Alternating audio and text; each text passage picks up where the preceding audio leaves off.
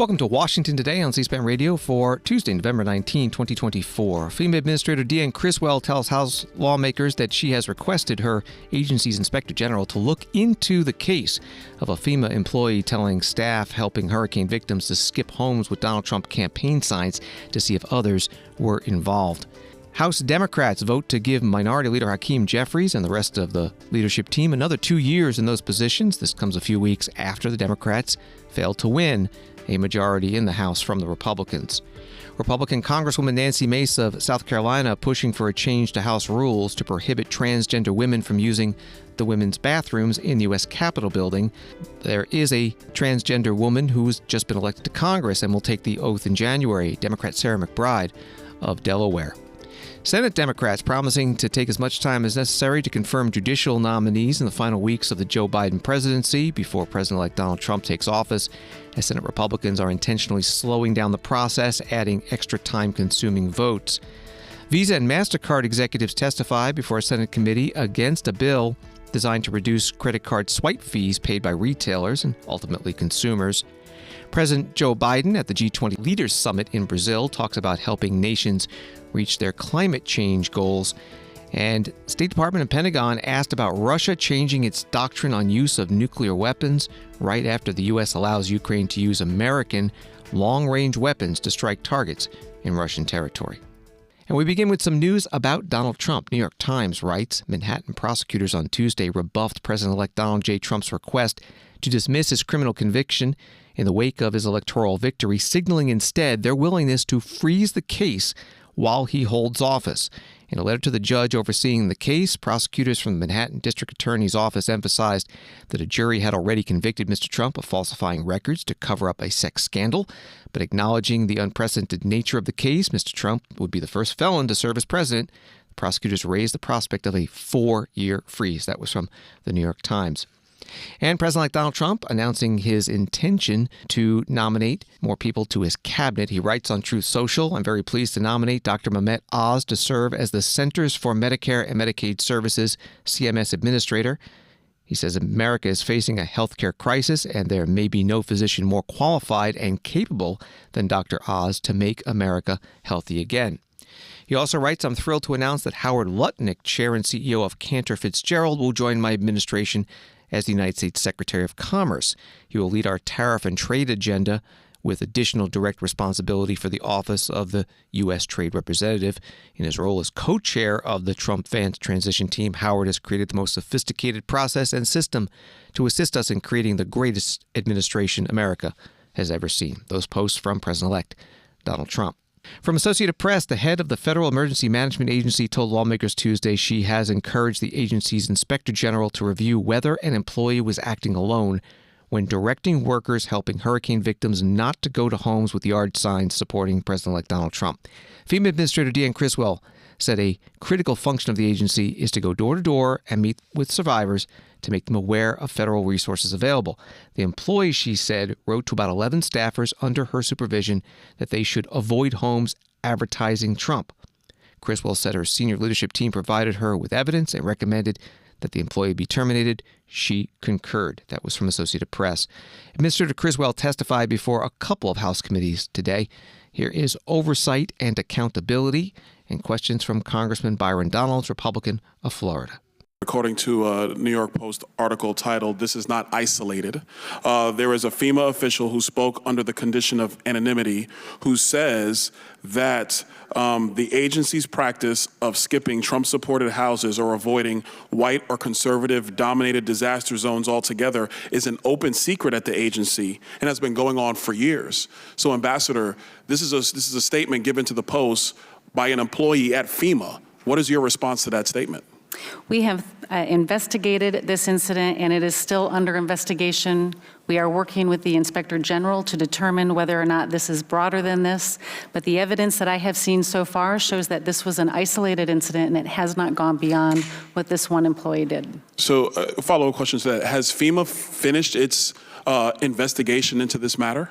No, we have not finished our investigation. We have been working with the Office of the Inspector General. It was also referred to the Office of Special Counsel for a potential violation of the Hatch Act, and I have asked the Inspector General to do a full review of this incident. So, Administrator Criswell, you told me at the beginning of this questioning that there is nothing in your policies that would dictate that this is to occur.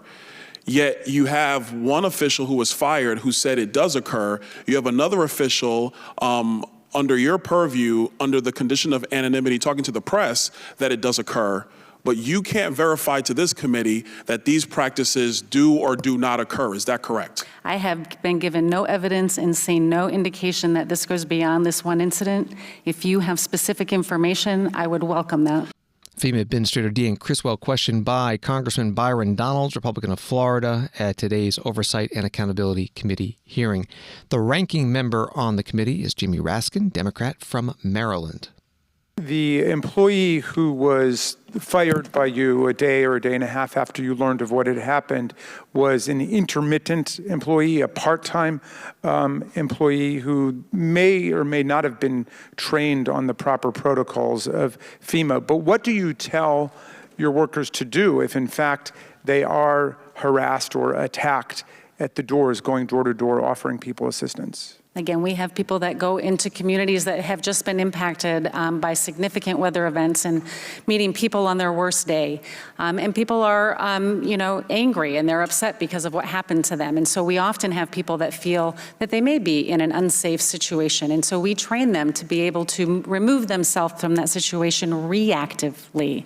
We never have done anything to teach our employees to proactively avoid an area where they feel they might be threatened. Okay, and just to restate the obvious, if this is correct, you have no policies or rules counseling people to engage in political party or candidate discrimination. Is that right? No policy, no doctrine, no rule, anything to that matter. Okay, and that's why you acted so swiftly to deal with that situation when it arose. I learned of this on November 7th, that there was an alleged claim that an employee had done this. I directed my team to be able to look into it and provide me information. They showed me the evidence on November 9th, which is when I directed the termination of the employee. And I understand that FEMA itself is investigating to get all of the facts of the matter. Do you also support an investigation by the Inspector General at FEMA? I have already requested an investigation to the IG. Okay. Well, look, on behalf of the family that stayed with me after the hurricane hit Asheville, North Carolina, and other friends who were affected, I want to thank FEMA for doing your very best on behalf of the American people and mobilizing a strong relief effort. Not perfect, none of them are, but certainly a very serious attempt to address all of the needs that arose. Congressman Jamie Raskin, Democrat from Maryland, ranking member on the Oversight and Accountability Committee, questioning FEMA Administrator Deanne Criswell at today's hearing. The fired FEMA employee, writes News Nation, accused of telling her survivor assistance team not to go to Florida homes with yard signs supporting President-elect Donald Trump, tells Dan Abrams Live she is being used as a scapegoat for a common agency practice. Marnie Washington said Monday, firstly, I'm being framed. There's no violation of the Hatch Act. I was simply following orders. President Joe Biden on Monday requested $98 billion for emergency disaster aid, about $40 billion of that money for FEMA programs. Speaker Mike Johnson said on Monday that House Republicans are reviewing it, and today we got more information from the chair of the House Appropriations Committee, Republican Tom Cole of Oklahoma. Do you have a reaction to the $98 billion disaster relief request? Not yet. I will shortly. We're looking at it now. There's some places where we agree. Obviously, we don't have any argument that we need to be doing this, but it's going to take a while. It's a large package. My guess is we're probably not going to be moving until December at some point. And again, it's like most of these things, there's some things we think they probably left out. There's some other things in there that we don't think are necessary. So, any specifics on? Not yet. I mean, I still haven't had the brief from my staff. They're going through it. We've just talked on the phone a couple times. We didn't get it till yesterday, so it'll take a little bit. Yeah. Did the administration try to coordinate it all before crafting that? Well, not with me, but look, I'm not being at fault with them. We're going to work with them. We've got people hurting all across America. You know, we've got obviously the disasters in Florida and the Southeast, but beyond that, we still got the Francis Scott Key Bridge. We've still got a lot of tornado damage left from this summer. We've got some hangover disaster relief in other parts of the country. We've got an agricultural economy that's suffering. There's a big need here, but there's also a determination that this not be a spending grab bag on the way out the door by the administration. So again, we're going to sit down and work with them. Hopefully we can come to a solution. Congressman Tom Cole chairs the Appropriations Committee, Republican from Oklahoma, speaking to reporters this morning. Story from CBS News. The House Minority Leader Hakeem Jeffries was elected Tuesday to lead Democrats for another 2 years in the minority, despite the party failing to flip control of the lower chamber in the 2024 election. Democrats held their leadership elections on Tuesday as the party seeks to keep its leadership intact as it reels from the bruising losses.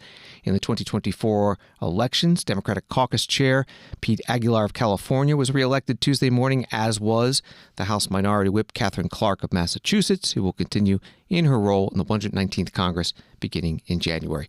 That was the story from CBS News. After those closed-door elections, Leader Jeffries led a news conference with other members of his House Democratic leadership team. Earlier today, the House Democratic Caucus, under the leadership of Chairman Pete Aguilar, convened so that we could begin the process of organizing in preparation for the 119th Congress. It's an honor and a privilege to have the opportunity to continue to serve in the position as House Democratic leader and to work with this extraordinary group of public servants who the caucus has entrusted to make sure that in the next Congress we can continue the fight for everyday Americans and push back against any effort at extremism that we see from the House Republican Conference or from the incoming administration. Now, we have made clear repeatedly as House Democrats, we are prepared to work with the incoming administration to find bipartisan common ground on any issue, whenever and wherever possible, in order to make life better for hardworking American families and taxpayers, and to solve problems on behalf of the American people. That's our job. And we look forward to working hard on the issues that the American people have made clear coming out of this election matter to them, like lowering the high cost of living. We are prepared to work hard to find bipartisan common ground with our Republican colleagues and the incoming administration on any issue, whenever and wherever possible, but at the same period of time, we will push back against far-right extremism whenever necessary. We will protect the things that the American people have made clear matter to them. Protect Social Security, protect Medicare, protect the Affordable Care Act, protect the progress that has been made in the context of the climate crisis, protect our veterans, and protect a woman's freedom to make her own reproductive health care decisions. We look forward to the 119th Congress. There's a lot of work ahead to be done. As House Democrats,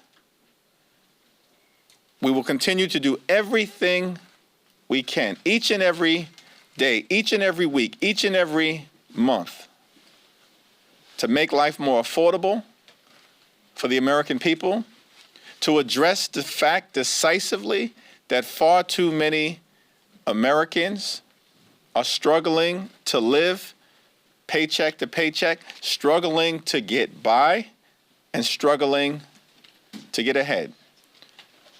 And we're hopeful that the incoming administration is prepared to join us in that effort to truly make the American dream available and accessible to everyone. Congressman Hakeem Jeffries, Democrat from New York, the minority leader, at a news conference today after the House Democrats voted through acclamation to give him another 2 years in that role. Story from Axios. The battle for the chairmanship of the Democratic Policy and Communications Committee was the only contested election for a slot in Leader Jeffries' leadership team. Debbie Dingell of Michigan defeated Jasmine Crockett of Texas 152-59, according to two House members who were at Democrats' closed-door caucus meeting. Dingell, who has served in Congress since 2015 and is the widow of longtime Congressman John Dingell, was running for a full term after winning the DPCC chairmanship earlier this year. Crockett is going into her second term and has become known as an MSNBC mainstay and fierce partisan brawler with GOP firebrands. Crockett pitched herself as a master of new media who could help modernize the party following its 2024 election loss, but Dingell spent months locking down support from her colleagues, and Crockett failed to make sufficient inroads to dislodge her.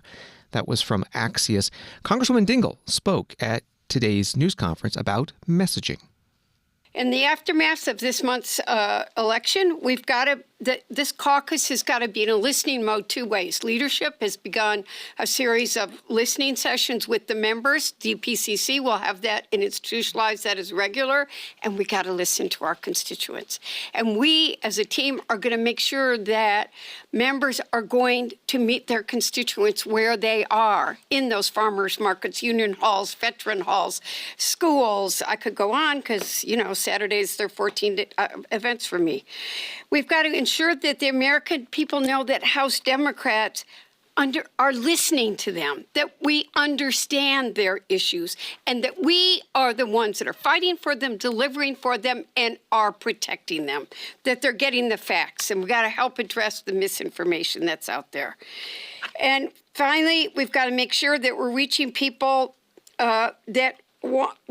on places we haven't been. So we're going to be reaching out on those podcasts, meeting with the influentials. Lauren's been trying hard to modernize all of us with the digital media. We're going to make sure every member has the tools, from young to seasoned. There are no old members in this caucus.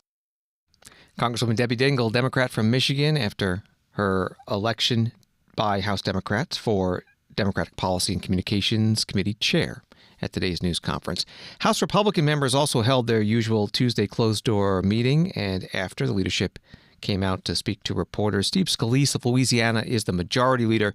He spoke about preparing for the 119th Congress when both the House and Senate will be GOP-controlled. I'm going to talk a little bit about the planning that we're doing for January. We just got an overwhelming mandate from the voters of this country to, number one, reject the far-left policies that we've seen from the Biden-Harris administration the last 4 years, but especially to put the country on a different path. And we laid out during the campaign what that path would be, but we're now planning for the policies that we would put in place as a Republican majority with a Republican Senate and the White House under President Trump to get our country back on track. To focus on lowering costs for family at the grocery store, at the gas pump, their energy bills, to secure America's border. So once again, I assembled all the committee chairs last week to go through what we will be doing in budget reconciliation starting in January. This is going to be a busy process next year. We laid out a very aggressive first 100-day agenda, addressing the things that would get our country moving again, that would focus on lowering costs and getting our economy moving, making sure there is no tax hike next year. If Congress takes no action, the Tax Cuts and Jobs Act under President Trump, many of those provisions from 2017 would expire, leading to a large tax hike on families. We are going to work to prevent that from happening.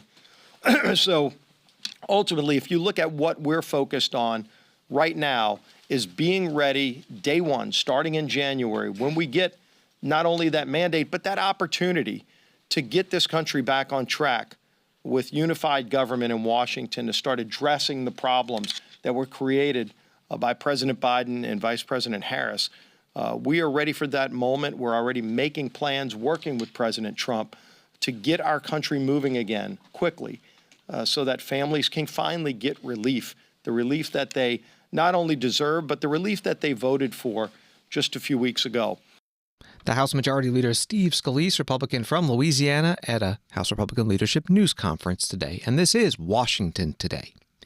Congresswoman Nancy Mace, Republican of South Carolina, begins an NBC News article, said Tuesday that her effort to ban transgender women from using female bathrooms at the U.S. Capitol is a direct response to the election of Sarah McBride, who is set to be the first openly transgender person in Congress. Mace introduced a resolution Monday to prohibit any lawmakers and House employees from, quote, using single-sex facilities other than those corresponding to their biological sex, unquote. May said she would like to see her resolution incorporated into the House rules package for the next Congress.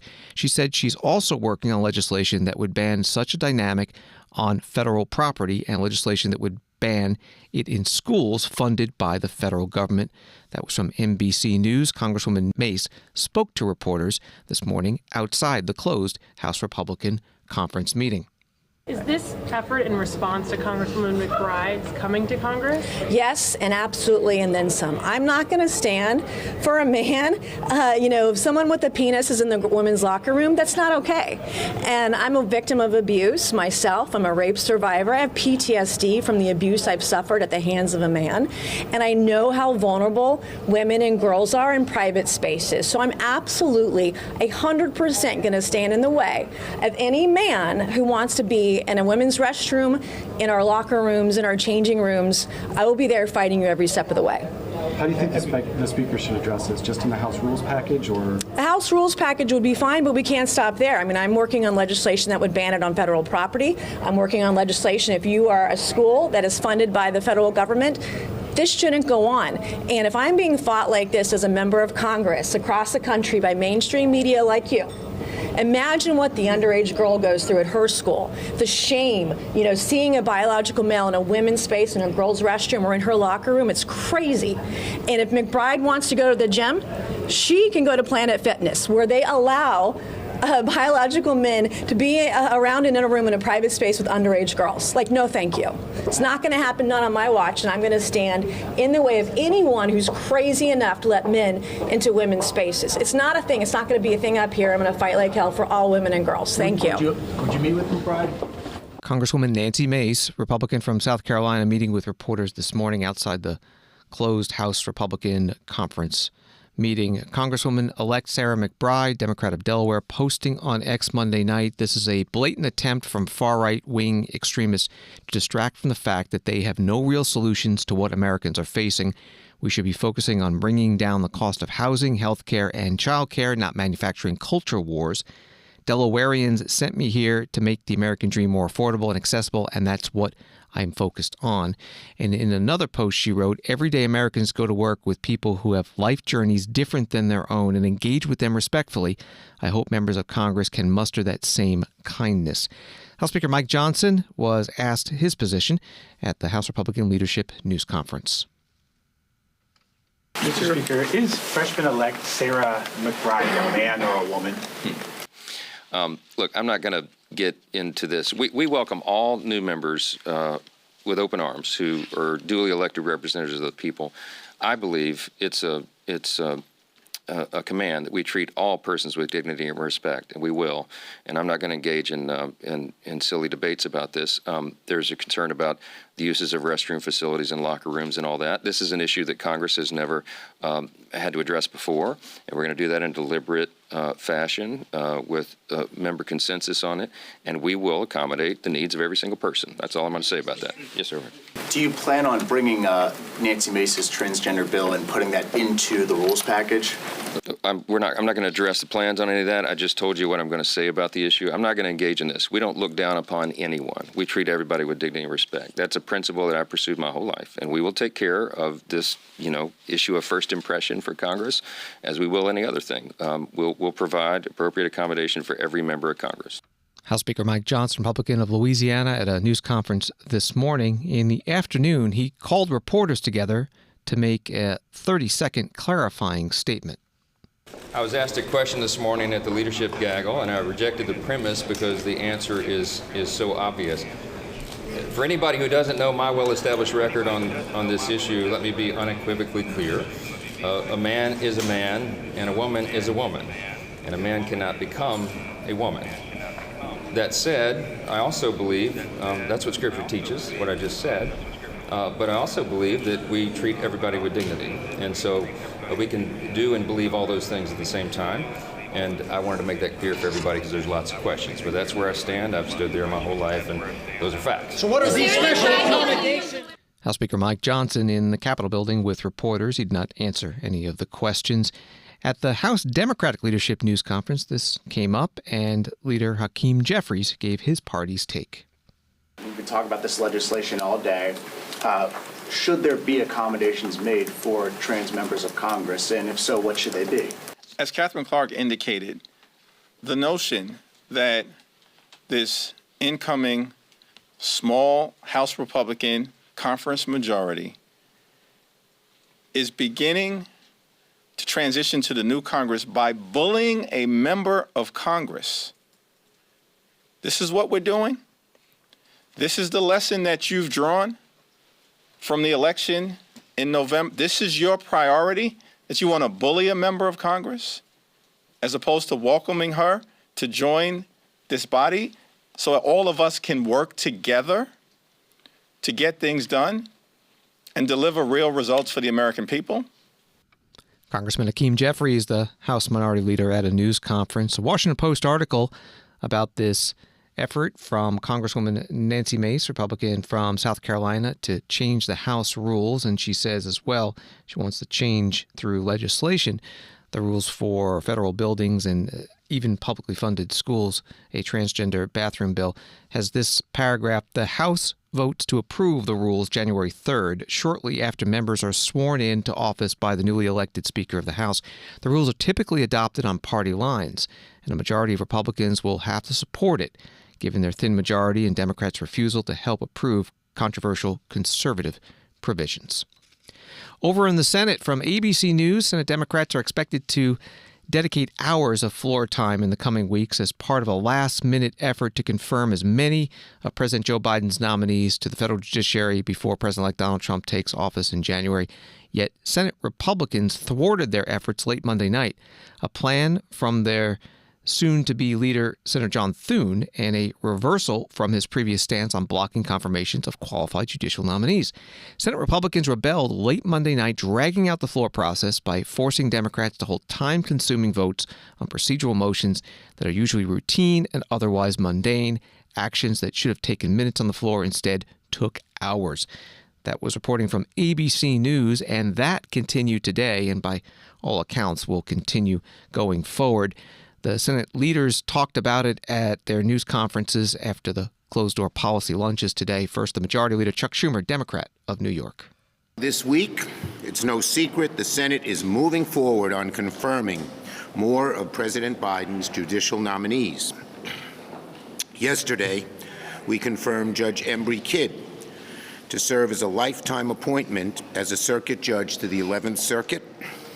Last night, I filed cloture on another 9 nominees to serve as district judges across the country, in Arizona, California, Massachusetts, Pennsylvania, D.C. So in total, I've now filed on 12 district court judges since the end of last week. We'll keep working to confirm these lifetime appointments. It's far too important, and we're not going to let anything stand in our way. And that's going to continue today. We expect to vote on as many as 3 judges today. Everyone should be prepared for another late night on Wednesday to vote on nominations and get as many judges done as possible. I'm very proud of the judges we've confirmed over the last 4 years, all of which have been highly qualified individuals. Together, they represent a wide range of experiences and areas of expertise.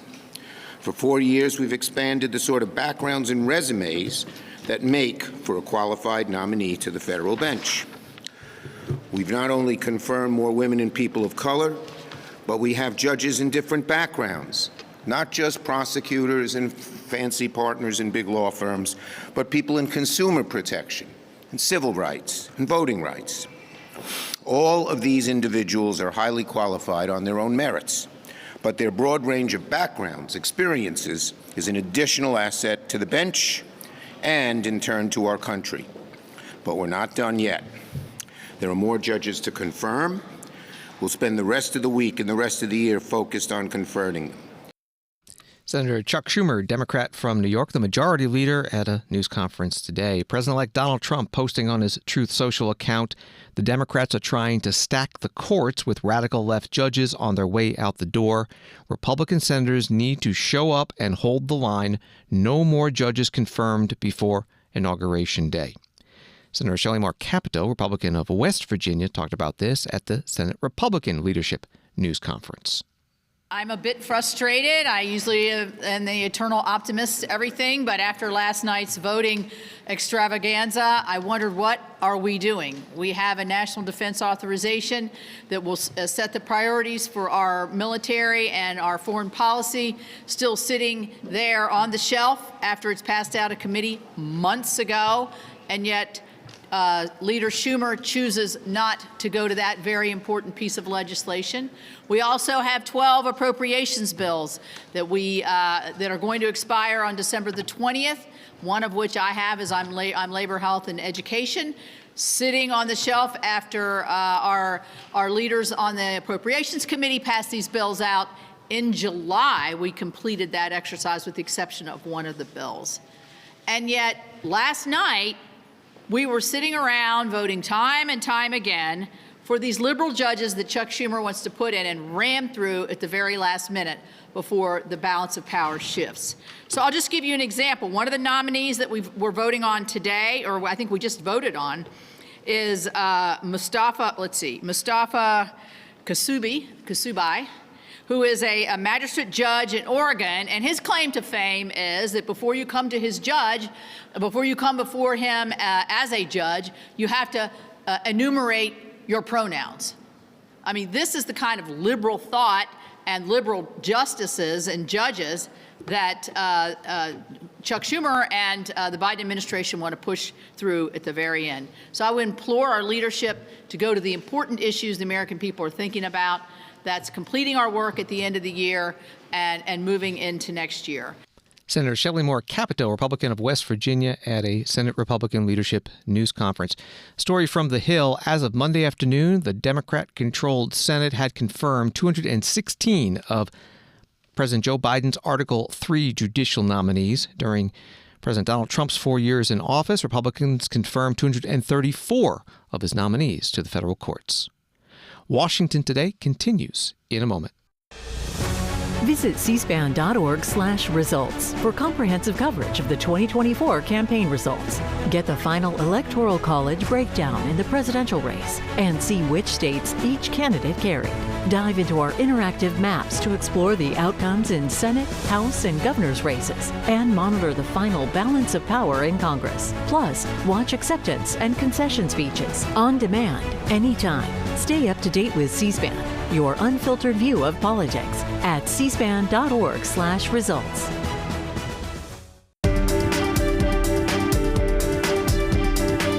Welcome back to Washington Today, available as a podcast on the free C-SPAN Now mobile app and wherever you find your podcasts. Senate Judiciary Committee held a hearing today titled Breaking the Visa MasterCard Duopoly, Bringing Competition and Lower Fees to the Credit Card System. A Punchbowl News article on this reads that the chair of the committee, Senator Dick Durbin, Democrat of Illinois, has a bill with Senator Roger Marshall, Republican of Kansas, that would require card companies to allow retailers another choice of payment network besides Visa or MasterCard to lower swipe fees. The financial sector argues that retailers aren't likely to pass along the savings.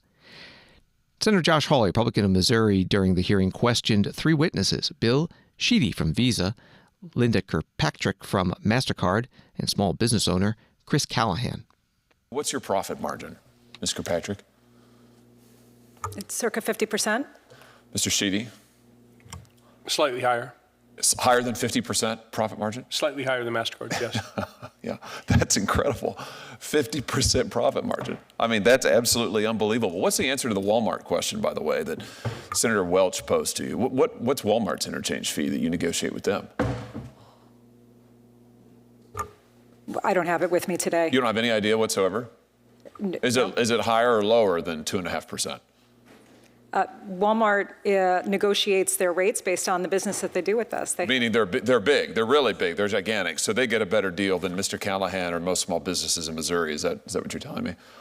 Yeah, Senator, we have volume discounts that we offer to some merchants. I suspect Walmart is one of them. And, I don't believe that it's commercially unreasonable to get an arrangement where in exchange for more volume, a merchant can qualify for lower rates? Well, I'm sure it's not commercially unreasonable for Walmart, or certainly it's in their financial interest and in yours, but I doubt it's in Mr. Callahan's financial interest. And my question to you, Mr. Callahan, is when you've got Walmart and other major competitors getting charged much less than you are, why in the world would you stick with these guys? I mean, why is it that small businesses continue to use Visa and MasterCard when you're getting charged so much more? It's in my opinion, it's a matter of convenience for the customer, and customers matter to our business. Maybe is it because that Visa and MasterCard are effectively monopolies? They control 80% of the market? Certainly part of the 80% of the market? I'm just having a hard time understanding, Mr. Sheedy and Ms. Kirkpatrick, you have a business model, you're making over 50% profit margin. You are able to give the shaft to small businesses. Estimated cost to Missouri businesses from these fees is $1.5 billion. That's with a B, billion dollars a year. Why aren't all of these businesses running away from this model? Because they don't have a choice, because you control so much of the market.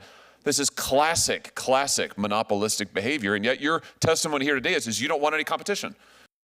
Senator Josh Hawley, Republican from Missouri, at today's Judiciary Committee hearing questioning Bill Sheedy, Visa Incorporated Senior Advisor to the Chair and CEO, Linda Kirkpatrick, MasterCard, the America's President, and Chris Callahan, co-owner of Bat and Kill Books, Cambridge, New York. You can find the full hearing at our website at cspan.org. A little bit more from the Punchbowl News story on the hearing. Credit card reform is one of Washington's most interesting lobbying fights because it pits the banking and retail lobby against each other. As a result, lawmakers are often loath to take a public position on it. Wall Street today, the Dow down 120, NASDAQ up 195, S&P up 23. From AP, President Joe Biden made an urgent appeal to fellow world leaders Tuesday to surge money to developing nations to curb climate change as he wrapped up his final appearance at a major international summit. Biden used the closing day's events at the Group of 20 gathering to announce hundreds of billions of dollars in new climate and development pledges and underscore his commitment to stemming the impact of climate-damaging fossil fuels on the planet. But Biden's end of presidency call to leaders of the world's major economies was shadowed by the reality that many of his latest proposals were likely to be blocked and past climate initiatives rolled back under President-elect Donald Trump. Some reporting from Associated Press. Here is President Joe Biden speaking during the working session on the second day of the G20 summit in Rio de Janeiro, Brazil.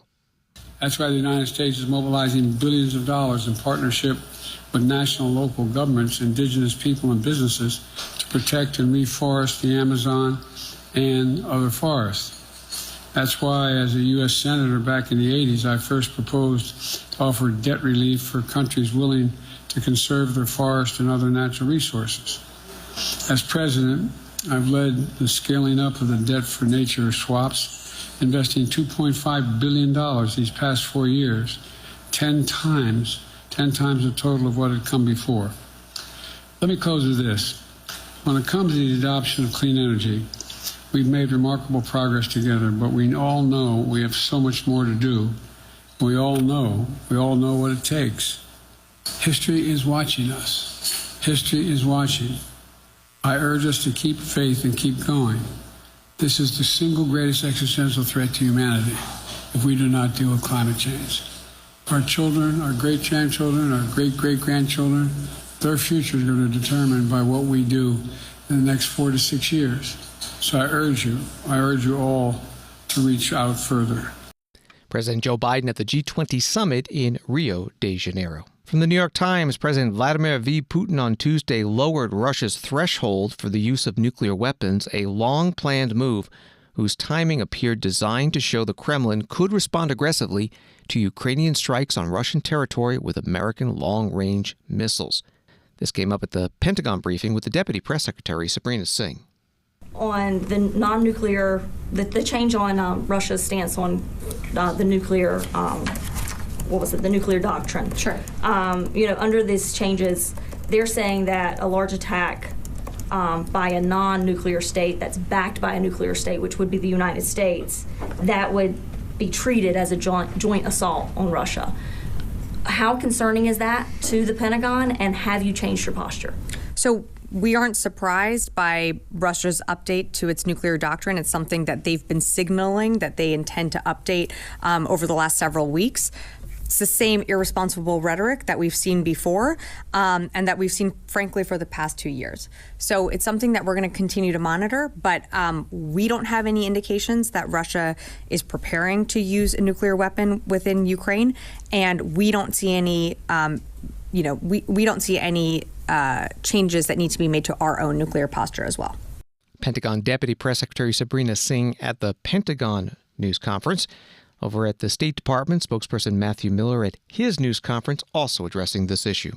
Putin lowered the thresholds, announced lowering the threshold for use of nuclear weapons. The timing, of course, comes after Ukraine used American long-range missiles into Russian territory. What do you make of the timing of that announcement, and is the U.S. concerned about nuclear escalation?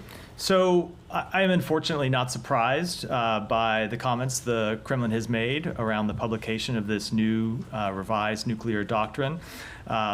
Since the beginning of its war of aggression against Ukraine, it has sought to coerce and intimidate both Ukraine and other countries around the world through irresponsible nuclear rhetoric and behavior. Despite what Russia says, neither the United States nor NATO pose any threat to Russia. Russia's irresponsible and bellicose rhetoric will not do anything to improve Russia's security. And I would just add that the change in this policy in itself just highlights Russia's hypocrisy. Russia is suggesting here that they would use or could use nuclear weapons against a non-nuclear states if they undertake the same kind of aggression that Russia itself is inflicting upon Ukraine and its people. So we have not seen any reason to adjust our own nuclear posture, but we will continue to call on Russia to stop bellicose and irresponsible rhetoric. State Department spokesperson Matthew Miller at a news conference at the State Department in Washington. A Newsweek article reads that Ukrainian President Volodymyr Zelensky said today that 2025 will decide who wins the Ukraine-Russia war. Speaking to his country's parliament on the 1,000th day of the Russian invasion, he said, "In the decisive moments, and they are coming next year, we must not allow anyone in the world to doubt the resilience of our entire state. At this stage, it is being decided who will prevail." That was from Newsweek. John Kozlowski, director of the Pentagon's All-Domain Anomaly Resolution Office, testified today before a Senate Armed Services Subcommittee about the annual report from the Pentagon and the Director of National Intelligence on Unidentified Anomalous Phenomena, UAP, also sometimes called UFOs. The report, writes Fox News, revealed hundreds of cases of UAP, but even with the sightings, there is still no direct link to aliens. According to the AARO, 21 of the cases still remain under investigation and require further data and analysis. The report states it's important to underscore that to date, AARO has discovered no evidence of extraterrestrial beings, activity, or technology. None of the reports AARO received during the reporting period indicated that observers suffered any adverse health effects. Fox News also writes most of the sightings turned out to be balloons, birds, aircraft, even satellites in outer space. Here's part of the hearing as John Kozlowski describes some of the situations where government contractors saw UAP. There was a U.S. facility where 2 cars of government contractors were leaving the facility around 9 o'clock in the morning.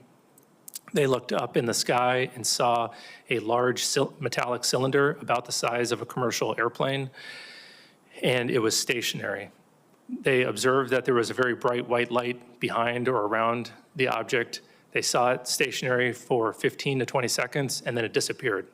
Obviously, an object that large, stationary, unless it's a blimp, is unusual, but then disappearing, we can't explain how that would happen.